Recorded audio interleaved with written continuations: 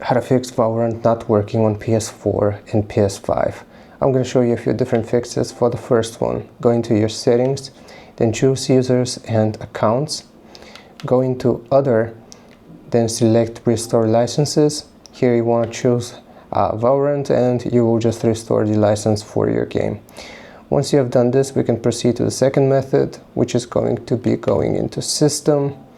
Now you want to go into system software and settings, software updates and settings, and then update system software. Update using the internet, and here if you have any versions or updates you need to do, then just do them. For the last fix, we will go into network, then settings, set up internet connection. Here you want to find your Wi-Fi and press the options button on your controller. Then you will change this Wi-Fi frequency bands to 5 GHz only. And then go into advanced settings, DNS settings, change it to manual. For the primary DNS you want to type 1.1.1.1, and for the secondary DNS you want to type 1.0.0.1. Afterwards click on OK, and that is going to connect you to the internet, and it should fix Valorant. Hope this helps. Leave a like and sub. I'll see you next time.